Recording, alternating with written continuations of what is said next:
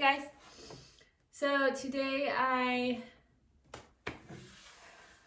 watched a training for organ for using Fourscore, the Fourscore app, which is the app that I use on my iPad for all of my music stuff, using it for the organ. And so one of the things I had learned that I didn't learn about before really, because I've just been kind of learning as I'm going, and I didn't really watch any tutorials unless like it was a as needed basis. I would look stuff up. But I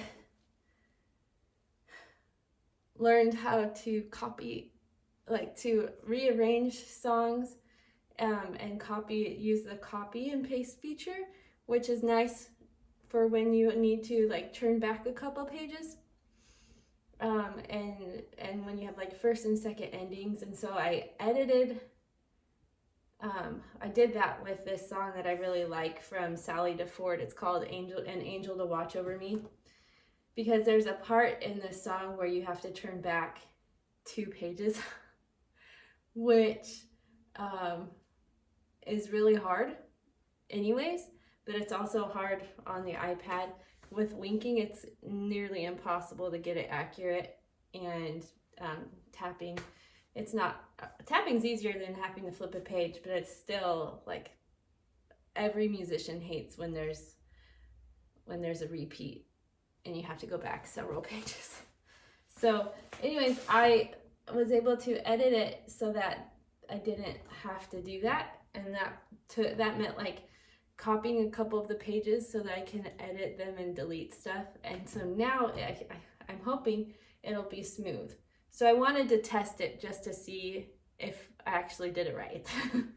So yeah, I love this song.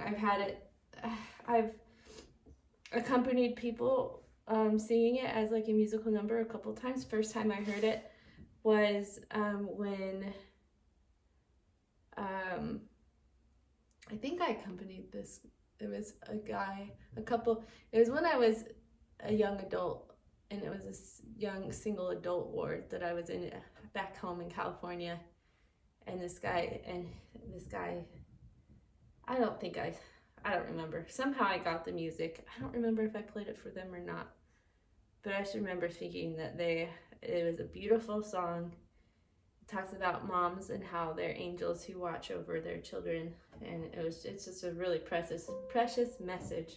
So so I'm gonna just run through this just to see if my editing messed up stuff or not, and then I'll maybe sight read another Chopin or Joplin, and then I'll jump into the Bach concerto and see what I can do there. I've given myself now 40 minutes because I've been talking for a couple minutes, but the original goal was an hour, but the time frame I needed to have to get some other things done before my kids got home, you know, things always end up taking a little longer than you think they're going to take. So anyhow.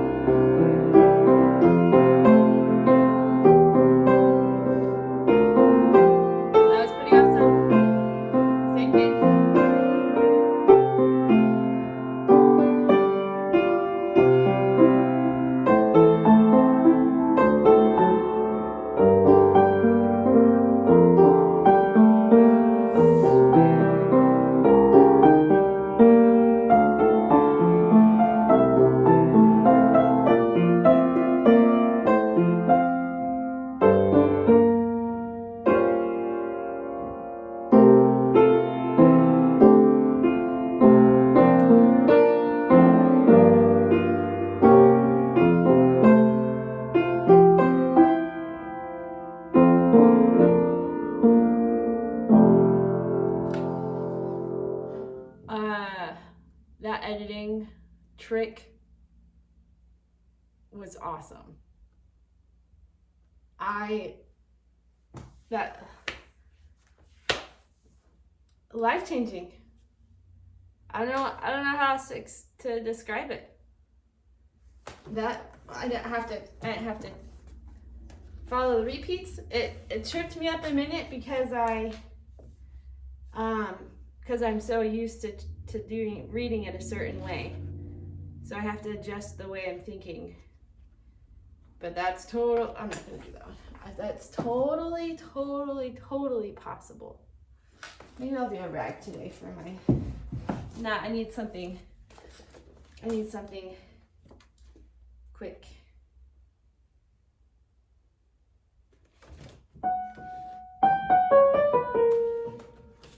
That one's a fun waltz. It wouldn't be really a sight reading thing because I've learned it before.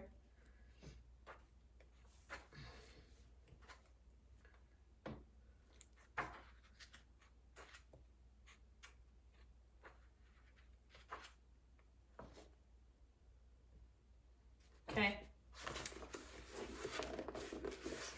How many pages is it?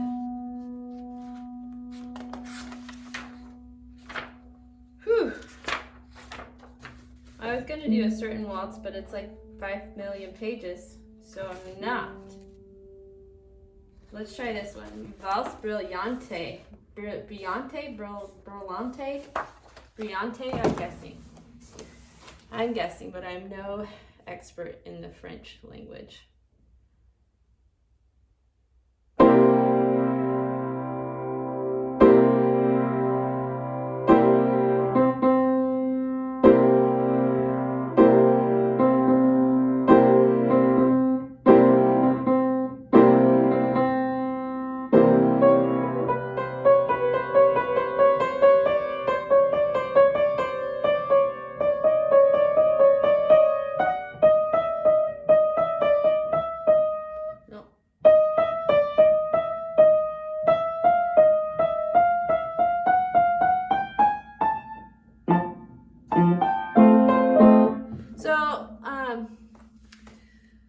I was asked in the comments yesterday, or for yesterday's video, more tips and tricks on sight reading.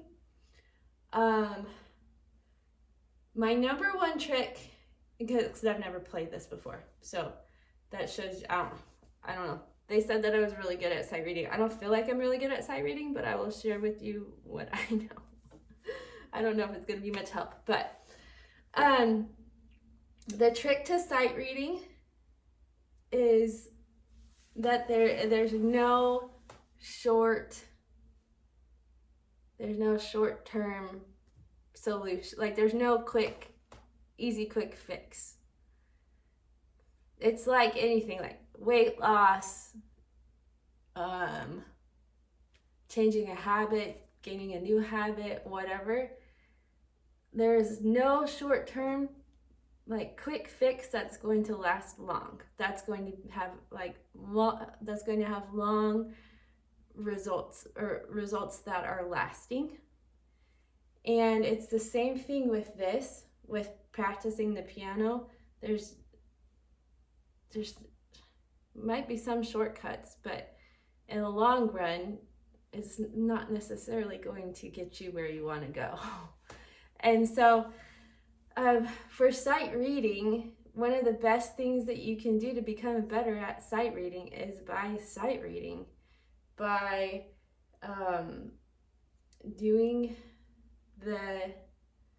just doing it every single day. I've talked about it a little bit before, but another thing you can do is practice reading your ledger line notes and having the spatial awareness of them. So even if you don't necessarily know what the note name is, you can understand that, oh, that's 3 skips up from the top line. Well, I know the top line is F, so that must be D. Or no, 1, 2, must be E. Or, another thing that you can practice is scales, because when there are scales in songs, naturally your hands will know what to do with them. And so when I was a kid, I would do that all the time. I would even do like multiple octave scales. My favorite thing to do as a kid was this.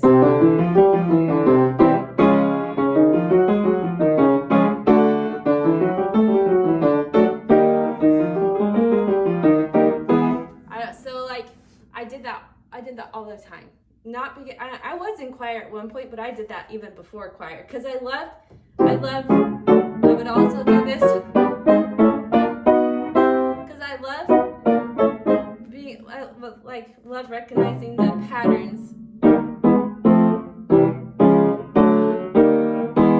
Like the pattern for this, for the black keys, is that when you like start from C, there's nothing, but then you go and you play the black keys on the outside and the white key in the middle. But then the next one is the white keys on the outside and the black key in the middle. And then you rotate until you get to F. And then it goes white keys, black keys, white keys. And then we're back at white key in the middle, black key in the middle, white key. So there's not a huge pattern, but you just get used to it, and then you can just do it. And it helps you recognize what flats or sharps are in songs. That's another thing. Challenge yourself with songs that have a lot of flats and sharps in them. The only way you're going to get comfortable with them is by introducing them into your repertoire. That's the only way. Like for me, I'm not scared of a song that has 7 flats or 7 sharps because I've practiced them before. Also, having a really good knowledge of your keys, your key signatures. I rarely analyze, oh, this is in the key of F because there's 1 flat. Although this one is a minor key, it looks like, because maybe not. Sorry, I'm trying to analyze it.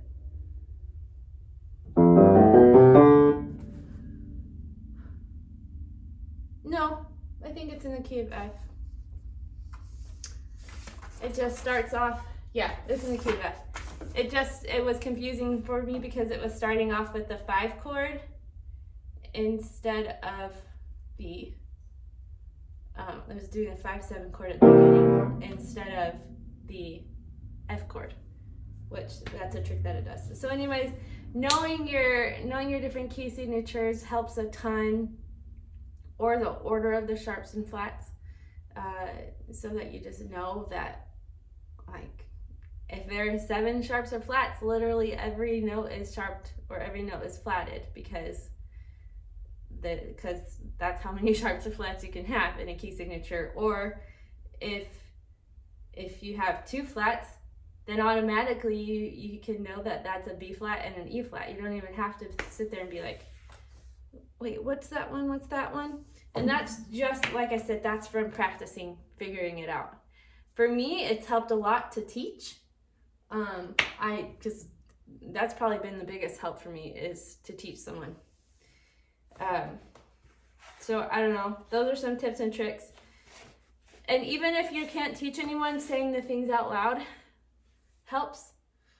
Like when you're studying the sharps and flats or the key signatures or anything like that, like saying the things out loud really helps. And just don't make sure there's no one's around, because then they'll think you're crazy. All right, I'm gonna continue on with the sight reading, and yeah.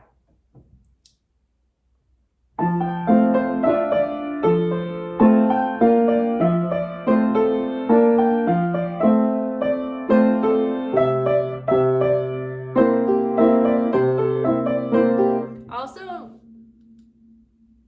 patterns. Music is full of patterns, so being able to recognize patterns in music is huge.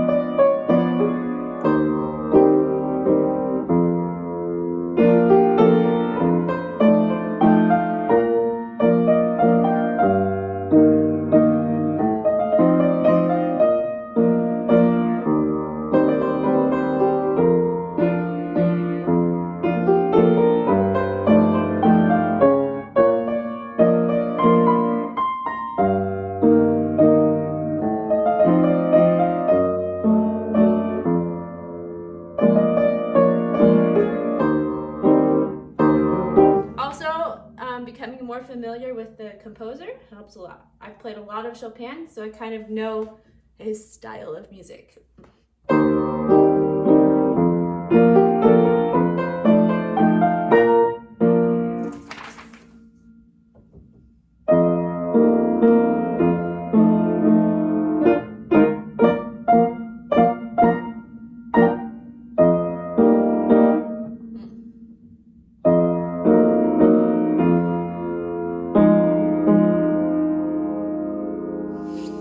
Ay, ay, ay.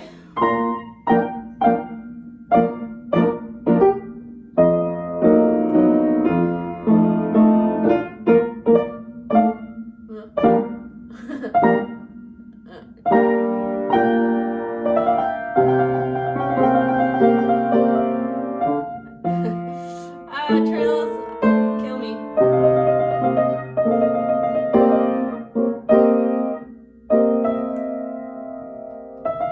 Oh, I might have done that wrong.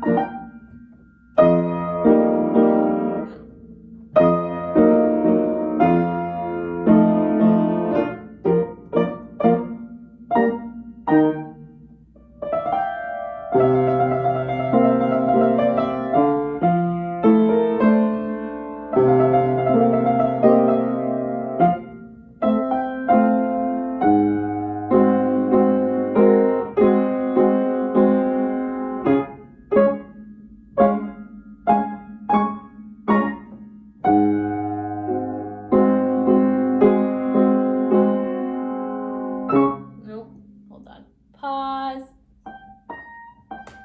So that's G, B, D.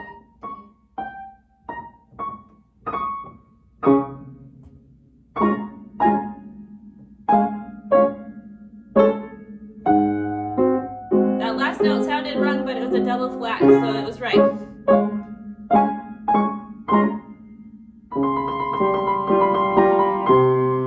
Oh, that was bad.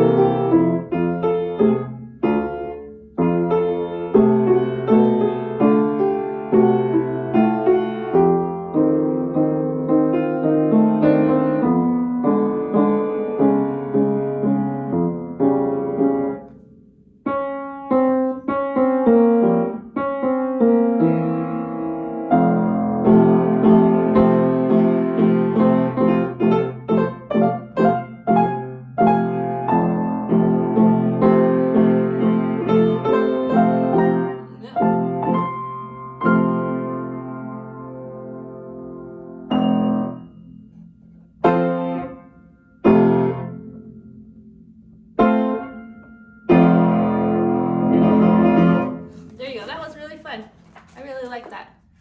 I feel like I say that every time I play a Chopin. Probably because he's one of my favorite composers. I really like playing his stuff. Chopin, Bach, Beethoven. I like some of Kavalevsky's stuff. Nope, I just typed in Chopin. Bach. No, that's not gonna work. Can't look at it through the composers. All scores. Violin. Okay.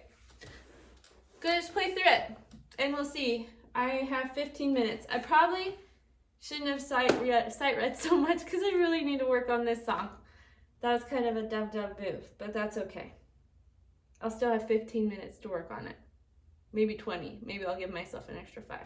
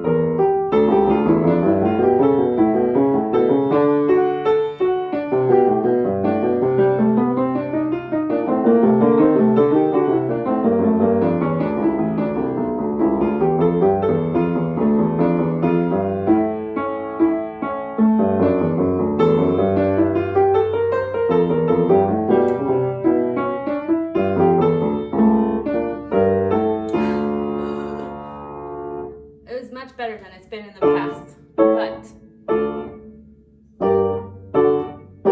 some work needs to be done.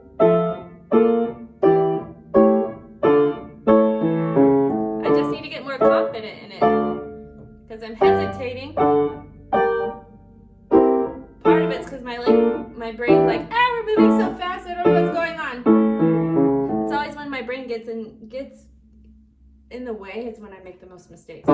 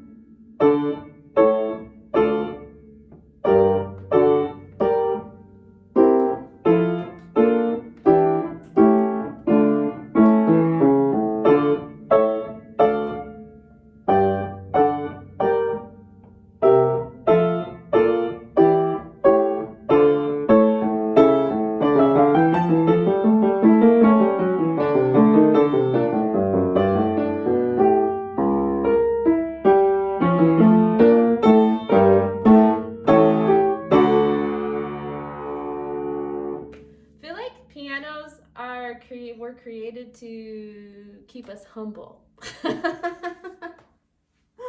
That's how I feel right now. I feel a little humbled. I don't know if I like that feeling. Oh well. I'm gonna do it again. I'm gonna run through it again and hope beyond hope that it's better. Yeah, and then I will fine tune things until I can no longer practice, and I mean until like my time is out. So that's the goal here. Can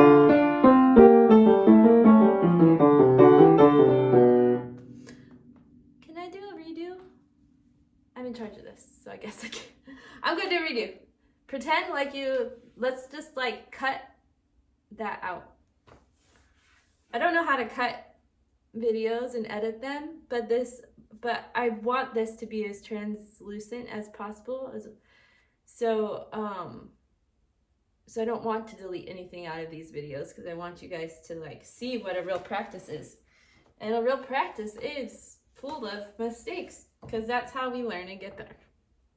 That is a horse I will beat into the ground over and over again. That's a really sad imagery. That's a horrible. Why do we use that as a saying?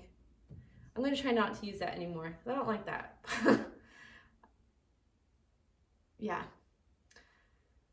I forgot to share an insight I had on Sunday. So I deal with a little bit of anxiety. I've not been like diagnosed, but I know that's what it is. And I've had struggling with it a little bit lately. And on Sunday during a talk, I don't remember what scripture it was. I can look it up real fast. During a talk at church, somebody talked about how with service, oh,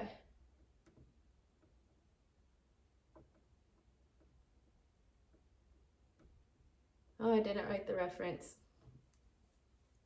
I thought I did, but I did not. You lose yourself. The best way to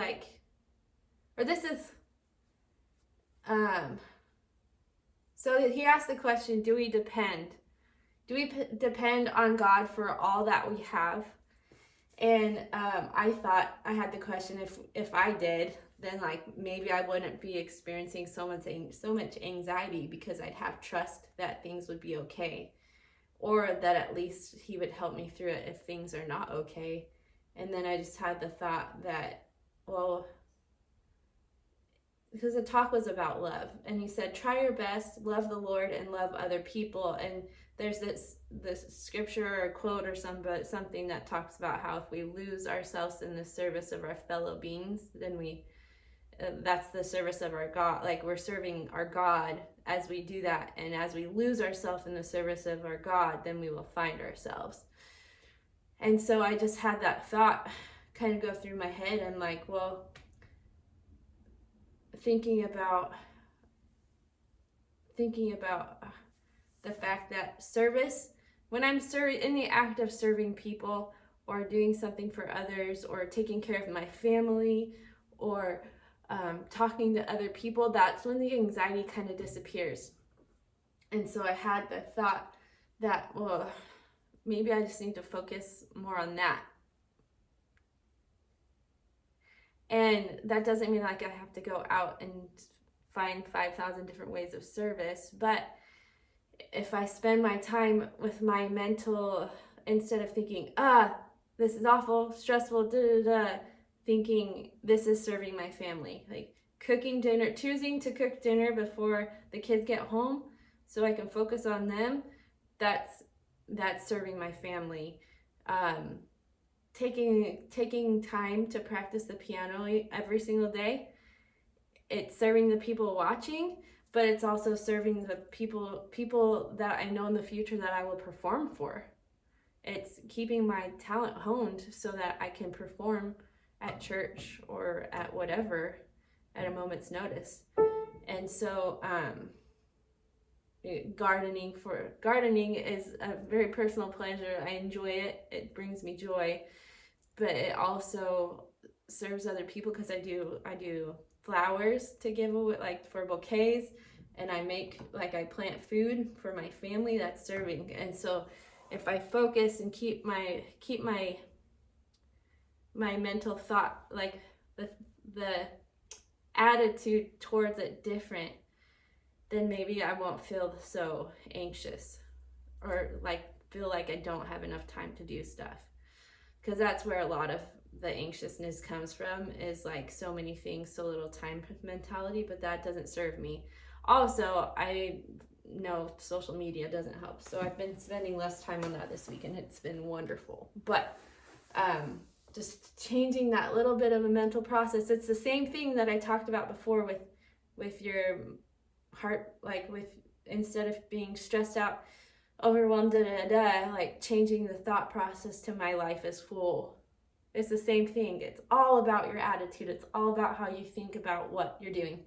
Because life is full of things that are not fun. It's full of things we have to do. It's full of things that don't give us joy necessarily. But if we change our attitude and our mindset towards it, then we can still experience joy when we're doing the things we don't really want to do that need to happen. So, I don't know. There's some of my 2 cents. I am going to try and play this another time, and I am going to pray that it's better and I don't mess up royally in the first 2 measures.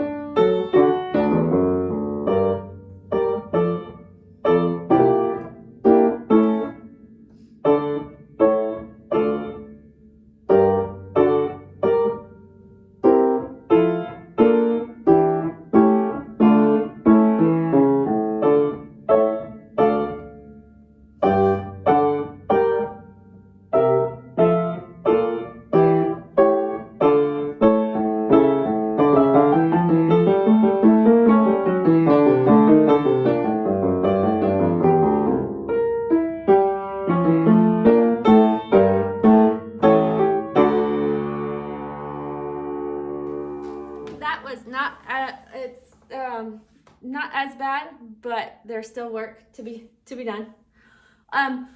So at the end there, I was like, I had the thought, oh no, the last line is the hardest part. And then I was like, nope.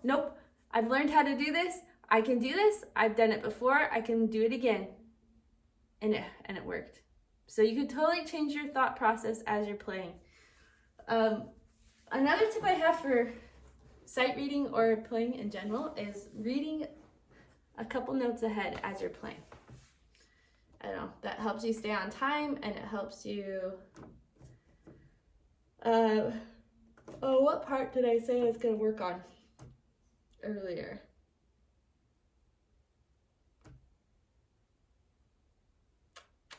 The part where I skipped? No, that wasn't it. But I didn't skip. Did I skip? I didn't skip it the second time, did I? Maybe I did. I don't remember.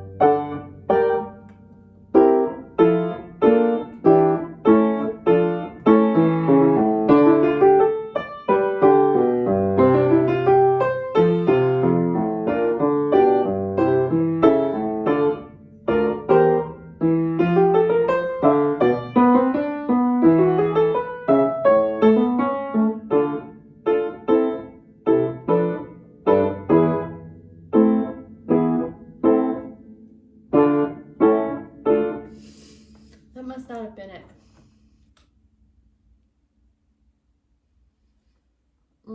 What part was it? I don't remember. Was it the first part?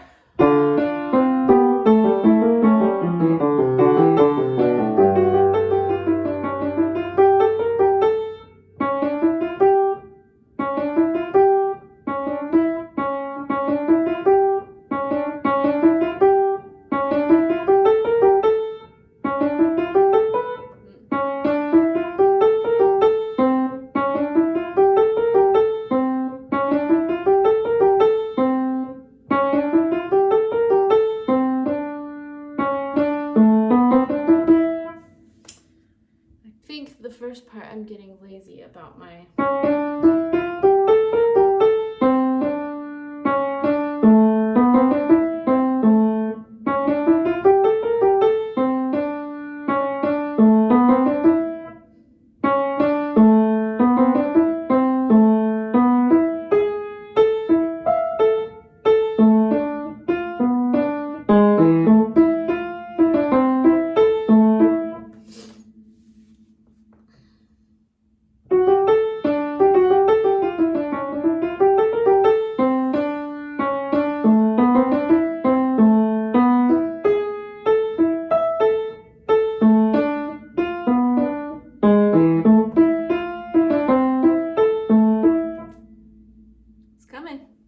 It is coming. Nope, I said it was coming, but that wasn't coming.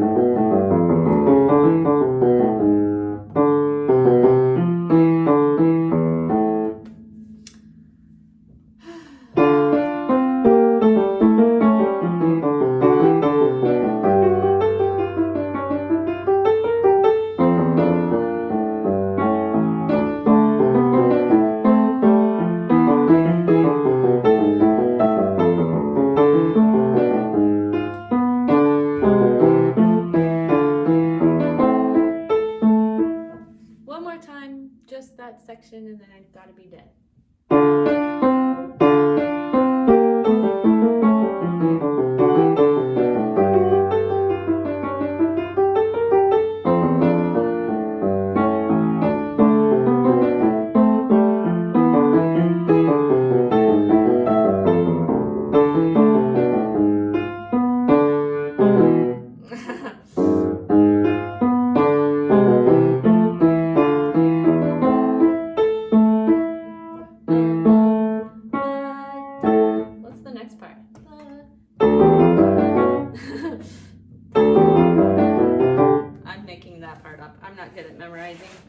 read the music.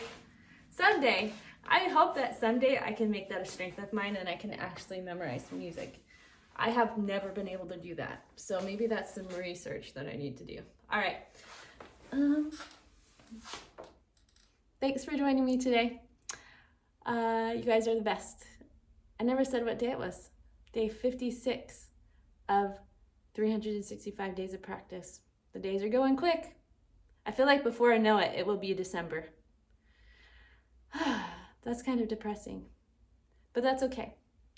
I am excited for Easter coming up and St. Patrick's Day, and it's just spring. Stuff is starting to slowly come into like bud, like the leaves are starting to, we have daffodils. The world is starting to wake up after our winter slumber, and I cannot wait. All right, thanks for joining me, guys. Love you. Bye.